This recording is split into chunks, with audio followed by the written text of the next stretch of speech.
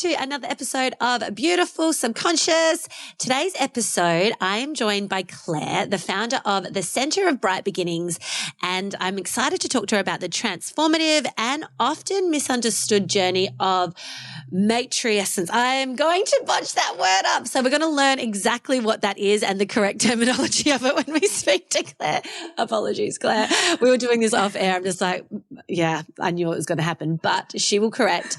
But who Claire is, she works with parents and parents-to-be, offering support through yoga and coaching and introducing the modality of bond therapy. This is to help them feel empowered as they step into the most profound role of parenthood. So welcome, Claire. Thanks for having me on, Chell. I'm so excited to be here and so excited to talk about matrescence with you. That's it.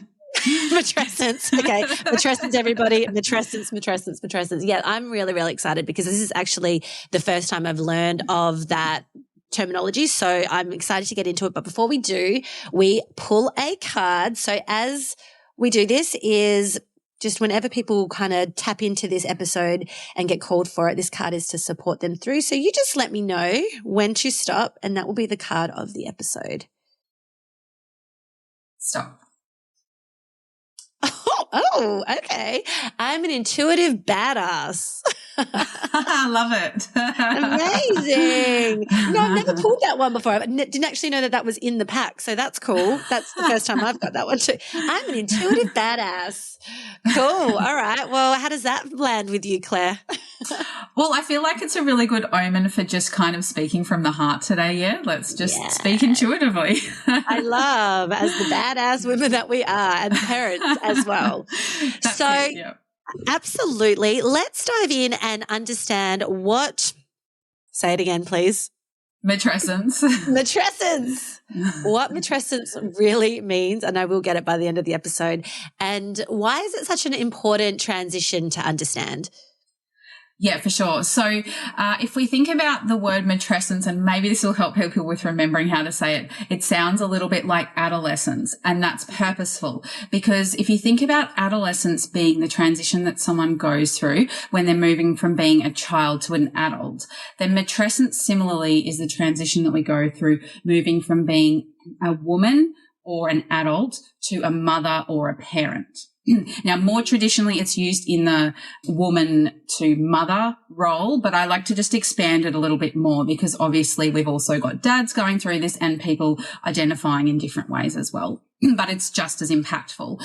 And if you think about adolescence, again, just to help compare and get the idea of it, when we see a child transitioning into adulthood and we see them go through the mood swings and we see them go through that phase where they just want to grunt and do nothing else, and we see them go through that rebellious phase and all those things, we don't tell them that they need to just shut up and carry on with life. And we don't tell them that there's something medically wrong with them. We go, you're going through adolescence.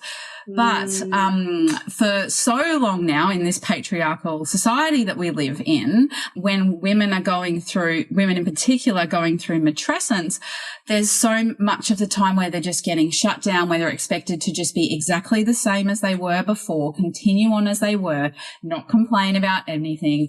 And if there is some stuff going on hormonally, mentally, all that, it's like kind of put down to there's some other medical condition or, you're just a bit crazy.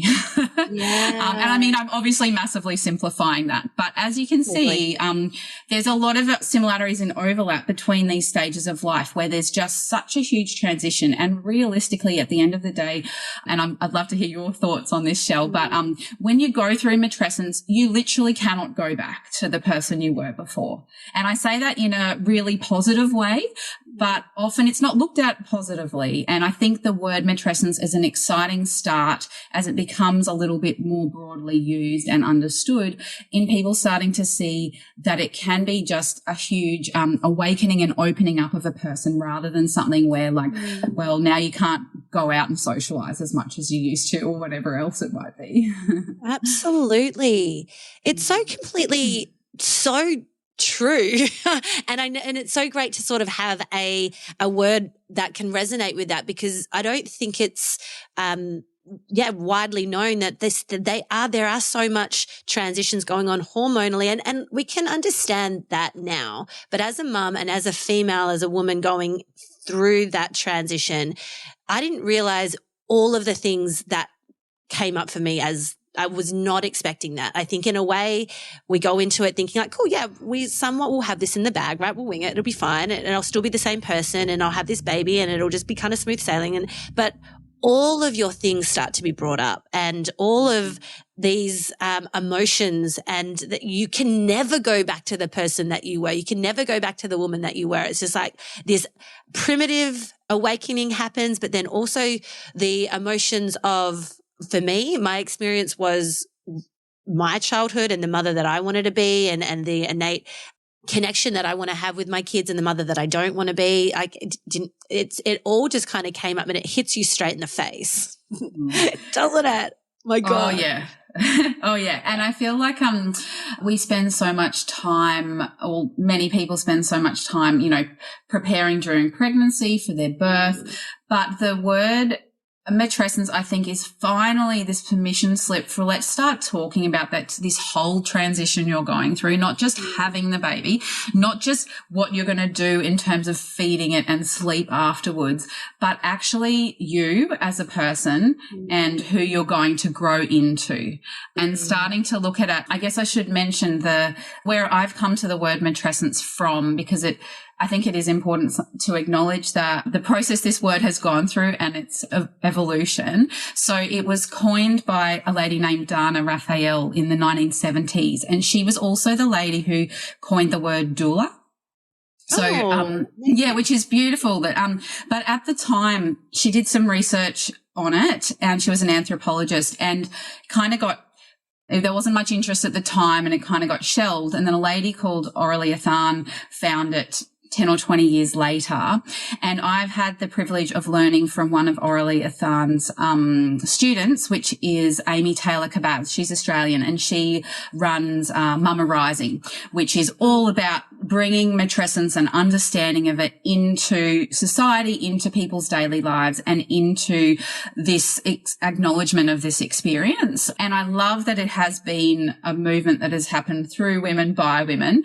But I think it's one of the missing links in the support that's out there for the transition into motherhood. It really is.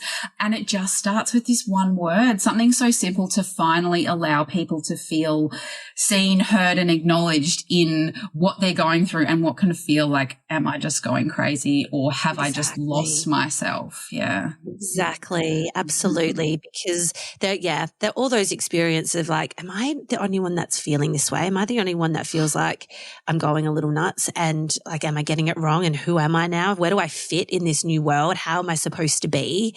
And am I really up for it? Like, can I step into this role? Because I'm in between spaces, right? Like, you're not the person you once were, but you don't feel quite the person that you're going to be. And it's just that real discombobulated space in between. Yeah, that's right. It's that liminal space. I've been learning more about the word liminal as well in the last couple of years. And it's almost like that little void that you go between cycles. And it can be a scary place, and it can be something that we naturally as humans want to run away from or avoid or not talk about. But actually, when we can embrace those periods in time, when there is a pause, when there is a space, when there is this kind of like darker, searching lower space, that's when we can really like project ourselves into the next phase. And that's what so much of this work in matrescence coaching and supporting women through that journey is around, let's actually harness this time. Let's allow these challenges that you're facing to be part of the growth and the stepping into, because I find it so fascinating and beautiful how many people, when they become a parent, they have a change of career, or they're all of a sudden they have this new interest, and it's all part of that process as well, because it's happening to us. Not just, obviously there's the physical changes that happen, then as we kind of touched on, there's the hormonal changes, but then there's also emotional changes. Our brain is totally rewired, our emotions are different, and then we have those deeper level changes, like actually our intuition, we're intuitive badasses, aren't we? Yeah. Really, women become intuitive badasses. Parents do. 1,000%. But so much of the time in society, we're told to don't listen to that intuition, because go and look on Google and check all those symptoms that your baby's having and go with that, or talk to the doctor instead, which obviously is important at times. But, we really do suppress that side of things where it could actually be an opportunity. And for some people as well, matrescence really is a spiritual awakening, or even if people don't want to use the term spiritual awakening, it is this part where we realized that a lot of the labels or roles that we had for ourselves, whether it was like a certain career label that you had, or those roles of sister, friend, partner, all those dynamics shift so much. And then some of them feel less like that right kind of fit or label for us anymore. So it allows us to get below those labels that we're given and find that self that is beyond the labels, that's actually the core of who we are, which is the real juicy bit that I love. Love that. Oh, I can relate to all of that. There were so many transitions. That motherhood set me on this journey of self-discovery and self-development, spirituality, finding kinesiology, understanding the subconscious. And that was not my character prior to kids. I was like social, always in and amongst all the things. And to be sort of one of the first of my friend groups to have a child, it just changed my identity. I was just like, who am I if I'm not that person anymore? I'm a mum now and I love being a mum. Like this has given me such a deeper sense of purpose, but I'm just not used to how I'm supposed to show up in this space. So I can definitely relate to that. So with your coaching then, I would love to understand, like, what does that involve? Like, where does the coaching start from? Does that start from labor, or even being pregnant, or how early on in the journey? Yeah, sure. So at the Centre of Bright Beginnings, we support people from preconception through the whole process. So preconception, pregnancy, postpartum, and into parenthood. And my coaching kind of goes over a couple of different modalities or ways of presenting it. And it's kind of been an evolution, because before I trained to be a coach, I've been a yoga teacher. And I noticed, especially in the people I was supporting through the perinatal space, that so much of what I was actually doing was just holding space for them. And there's a lot of overlap between the role as a yoga teacher holding space and the role of a coach holding space. But I also wanted to be very clear as to when I was wearing my yoga hat and when I was wearing my coaching hat, because it can get a little bit murky as well. And so that's where that kind of evolution occurred. Can you explain that a little bit more? How does it get murky? Well, murky not necessarily as a bad thing. Murky as in just, I personally was like trying to work out, like, have I stepped out of yoga here and I'm more coaching in a particular situation, or vice versa? Like, am I coaching here and now I'm bringing in a lot of yoga?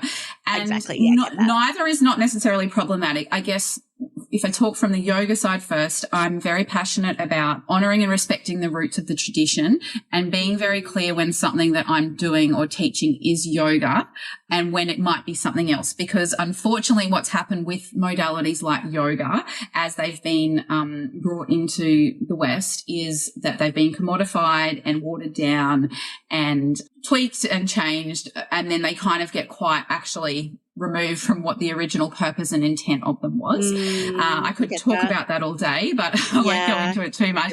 But so that's why I find it really important to be clear about, okay, when is this still part of the yoga space, or when am I going, okay, I'm offering someone now some coaching.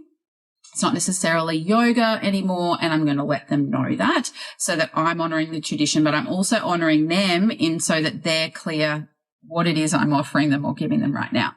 Whereas if you look at it in the other way, if you were doing some coaching and then you brought some yoga into it, so in the coaching space, people will often draw from different mindful and, I don't know, depending on their background, energetic modalities, anything like that. So if I had a thought that someone I was coaching or supporting could find some breathing exercises helpful, I'll let them know. So what I'm going to work on with you now is some pranayama from the yoga tradition. So yeah, so it's just more like really being clear and making sure honoring where things are coming from. And I think that's more of a matriarchal or feminine thing to do, to honor rather than appropriate. And it's something I really hope that by leading by example, I'm encouraging other people who are wanting to work in a more feminine-led business space or even just in their own personal lives to do as well. So does that answer that question? Yeah, no, it absolutely does. And I would love to know, so how did it all come about for you? How did you get into this line of coaching? I mean, you did touch that it started with yoga, is that correct? Yeah, so that's where I felt that I wanted to then also study the coaching as well. And I also just felt I was doing inadvertently a lot of coaching. Especially when you're teaching prenatal yoga, essentially you are in some ways coaching people for birth. But I also felt like, if we only coach people for birth, there's a big problem, as I said before, because they're about to step into something way huger. Of course, birth is huge and it's the portal and it's so important. It's so pivotal, but we can't forget what's on the other side. It's like, it's like all this, like preparing for your wedding and then not worrying about actually maintaining the relationship afterwards. Oh, that's a good analogy. Yeah, that's right. We're just here for the wedding. All the best. Exactly. Hello, lovely listeners. Our Total Life Transformation Program is live. If you feel stuck in your health, career, relationships, or money, this is the chance for a complete revamp. Over 6 months, you'll experience powerful changes that will transform every part of your life. With the guidance of 5 specialists, so yours truly, a kinesiologist, money mentor, functional health practitioner, career advisor, and our relationship coach, we address 4 key life pillars: your health, your career, your money, and your relationships. One investment shifts you from feeling low-key, unfulfilled to fully energized and inspired in every area of your life. Health. If stress, emotional baggage, or unhealthy habits drain you, we will help release what's in your subconscious and create a personalized nutrition and supplement plan to reset your energy and health. Career. If you feel lost or stuck in your career, our kinesiologist and career mentor provide clarity, confidence, and an action plan to move forward with purpose. Money.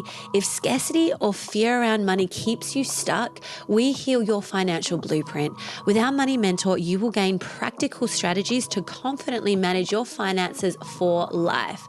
And relationships, if disconnection in your relationships leave you feeling unseen, we heal emotional wounds, leading to deeper connection, trust, and love.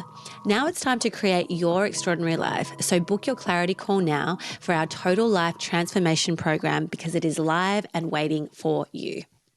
And really I feel that a lot of the parts of the yoga tradition that are less sexy, let's say, so the bits that aren't, let's do these beautiful looking stretches and movements, things like the philosophy, which is one of my passion areas, is the yoga philosophy.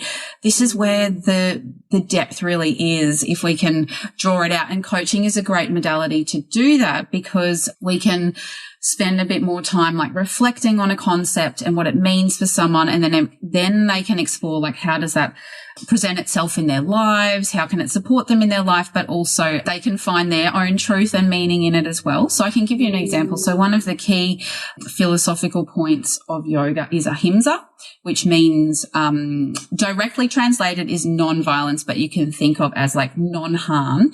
But that's firstly to the self, which as people moving through matrescence, often we're so busy in our giving state, in our looking after others, that we forget about self-care, or we just say we don't have time for it, that martyrdom kind of approach, which is a big thing that happens in the matrescence journey.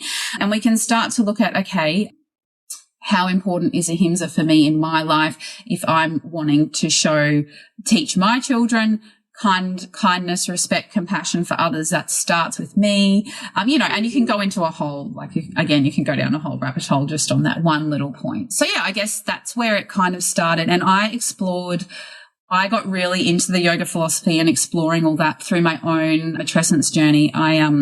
With my first child, I had horrible slip in some water when I was 32 weeks pregnant, and I did the splits, which I had never done in my life before. And it was extremely painful with a big 32-week belly there. And I ended up with some pretty bad groin problems, and I ended up with chronic pain for quite a few years, had to have surgery. And parenting with chronic pain is very hard when you're in extreme pain all the time, and also trying to show up for your baby who's not sleeping and all that kind of stuff. It really kind of exacerbates and snowballs. And obviously I've practiced yoga for many years, and yoga was one of the things that really got me through. And one of the things was really coming back to these philosophy points and journaling. And I found that so much of my journaling was already going in the same direction as those concepts. And it ended up being, I've got actually a whole online program about that, called Practical Yoga Philosophy for Parenthood.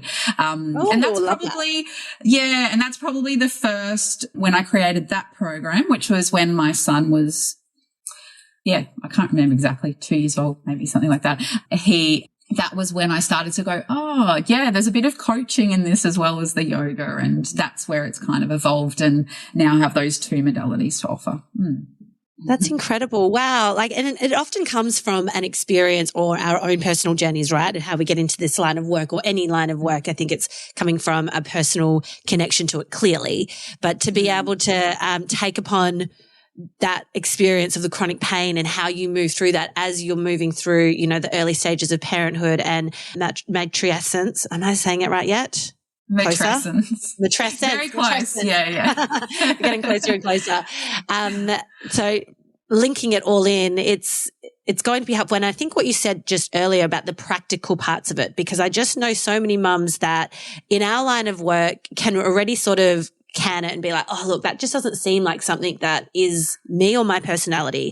And I think there is such an avenue, and when we use their language and meeting and where they're at, so they can be introduced to this line of work, so they can use it for their practical life, even if they don't class themselves as spiritual or, a yogi or whatever it is, in order to be able to support them on their journey to understand themselves better. Because ultimately, as they understand themselves better, then they can show up in a more confident and in a more authentic space for themselves and their baby. So I like what you've done there.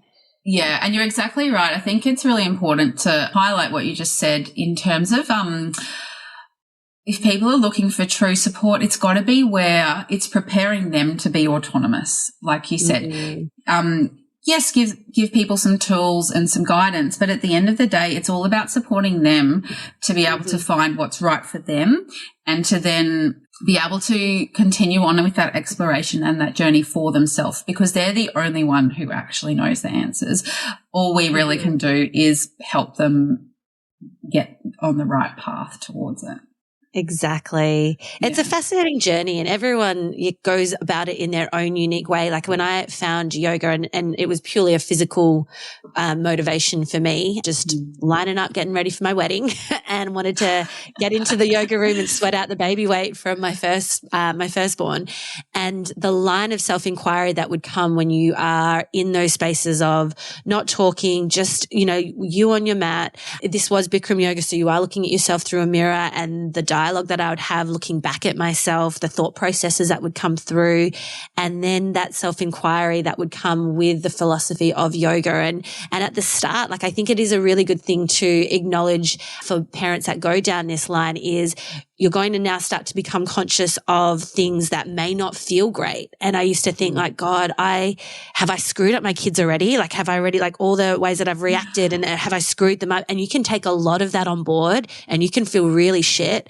And then you move through that and understand that actually on a higher level, everything is actually okay. There's never a time that they're not. They have the power within themselves to move through it, and you taking ownership of the person that you want to become and move through your triggers and your wounds is going to move so much in them that anything that you prior thought of, have I screwed my kids up, or I can't believe I reacted that way, I'm a bad mum, and all those that ahimsa behavior and well, I mean, that's the opposite side of it. You don't want to be harmful, but those thoughts are, deeper level are harmful.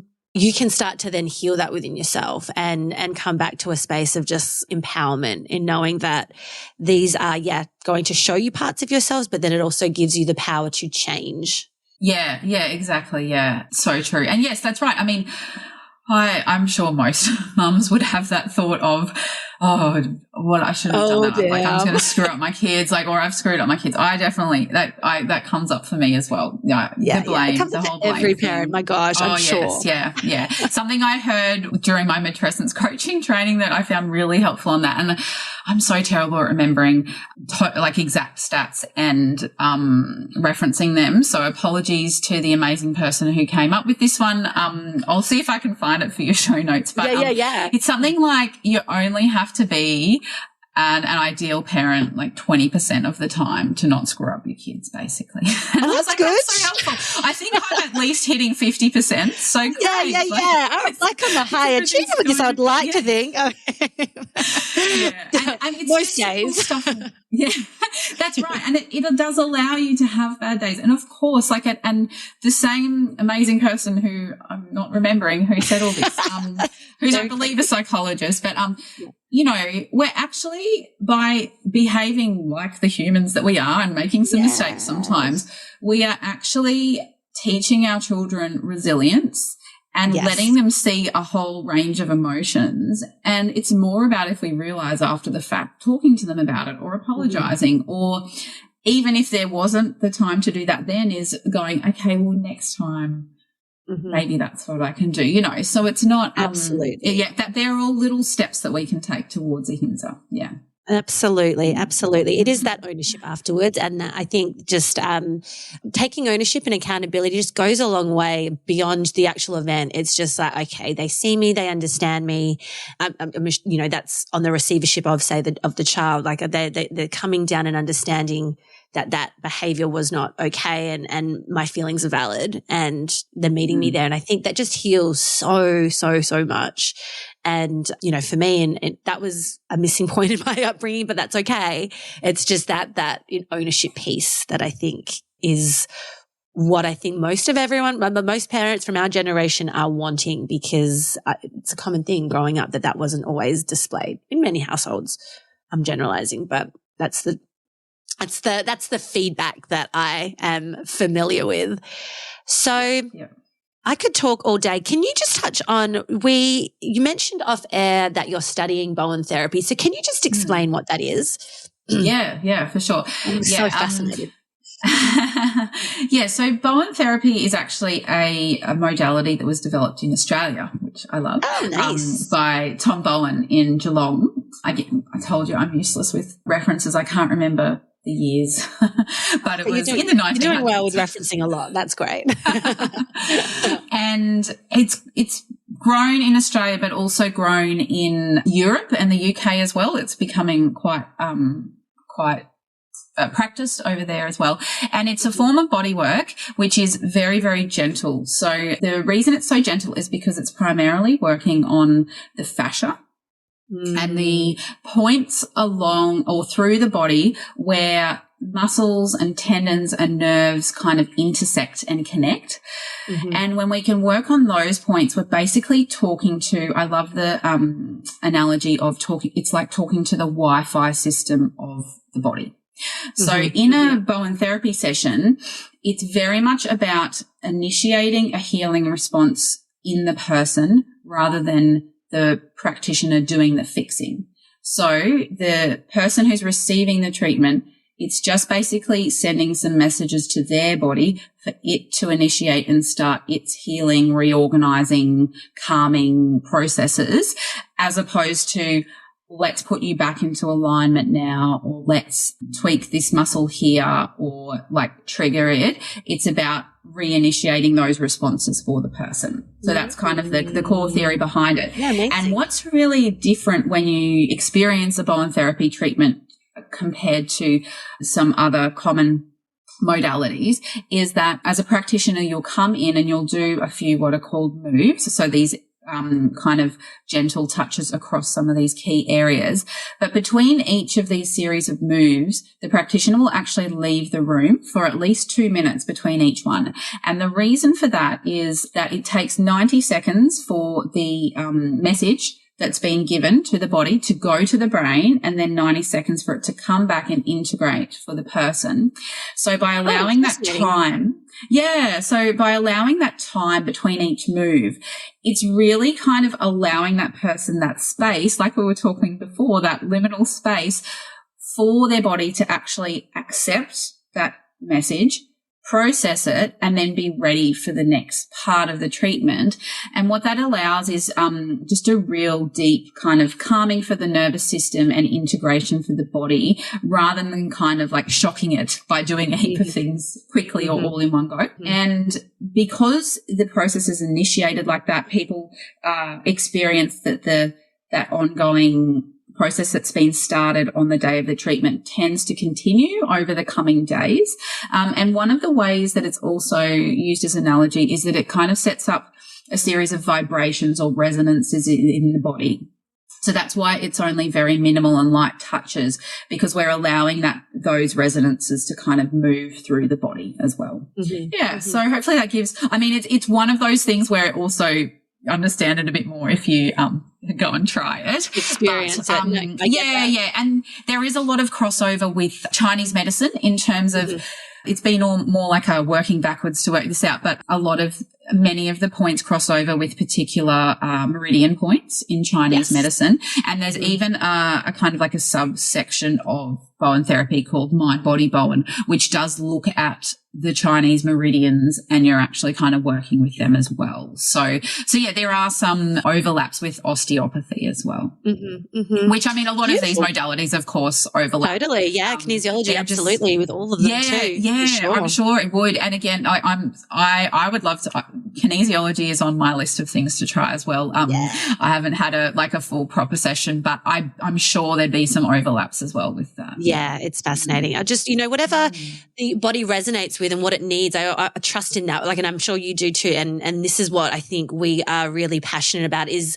honoring the body in and obeying what it needs, that very specific body on that very specific day, and being open to all the different modalities, open to all the information that's around, because we just don't know what it needs until it tells us what it needs. And so having an understanding, or at least, someone to refer to, should Bowen therapy be needed by the client, or, Chinese medicine, or just a good conversation about what's going on for them. I think just there's not one size fits all. I think just being really aware that we are so multidimensional, and every different parts of ourselves may require different things, and it's honoring that all of it is trying to get to the same end goal here.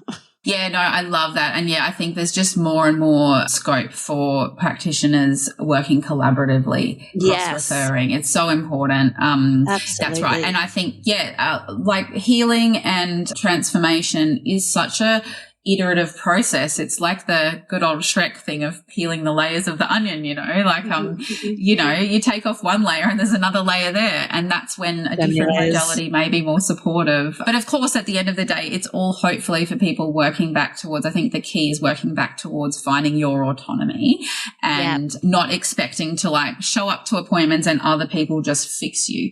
Definitely they can help you, but if we don't take it's all about a facilitation of them helping themselves, right? On a deeper level. Yeah. I love that. Okay. Well, I honestly, there's so much more here. I would love to get you back on, but ultimately, for the women or the men, and is that correct in saying that you could support So both parents, ways where I support both parents is my online program, Practical Yoga for Parenthood, is very gender inclusive and also role inclusive. So it's for people who are going through matrescence or people who support people going through matrescence. And then I also do pregnancy partner classes and workshops where we've got both partners there. That's nice. And then if in the coaching side, definitely any parents, don't have to be the birthing person. I love that. So if matrescence is a, concept for you that you're just I'm hearing it for the first time, but I resonate, or I want to learn more about it and have this type of support through my transition of becoming a parent, absolutely hit Claire up. Claire, was it something, let me refer back to, so you've got an online program, and was there something a little special that you had for the listeners signing up to your So program? for the Practical Yoga Philosophy of Parenthood program, I've got a discount code where they can get $30 off if they're interested to join that one. And I should mention that program has sections for preconception, pregnancy, and parenthood, that one. Amazing. And then the other exciting thing I've got coming up is I'm launching a yoga for home birth program starting February next year. I've done the pilot, which went really well, and we're just finalizing all the recordings. It's going to be live sessions as well as on demand, and there's a wait list for that. So if people sign up to the wait list, they'll be the first to know when it's coming out because it's limited places, and people on the wait list will get all the discount codes and all the stuff. So that's fascinating. Yoga for home birth, that's incredible. So we need to dive more into that next episode. I was going to say that's probably a whole nother episode. That's a whole nother episode. Okay, good. Well, at least we know, because I think I would be fascinated with that. Having that yoga, all of that. We need to put a pin on it and come back to that conversation, because yoga for home birth is exactly what I would do if I was to do it all again, which I'm never going to. With love, but in my next life, that will be what it's all about. Well, I appreciate having you on here today. So thank you very much for coming on and sharing your time. No, it was a privilege. I'm so grateful to be able to share. And it's so lovely to share with another amazing practitioner in Perth as well. Yeah, absolutely. Yeah. Absolutely. We definitely need to catch up, and I would love to experience Bowen therapy too, so we can do a little switcheroo and try that out. That would be incredible. So ladies and gents, if you found this episode to be super inspiring and just insightful, we would love you to let us know. Firstly, give it a little like, share it around with other people that you may feel that they could benefit from, and please subscribe. We would love it if you DM'd, and if you're wanting to find Claire, we find her on, Claire, where do they find you? yourbrightbeginning.com.au or Your Bright Beginning on Insta and Facebook. Amazing. Incredible. Well, you heard it here. So everyone listening, we appreciate your time. And until next week, live life liberated.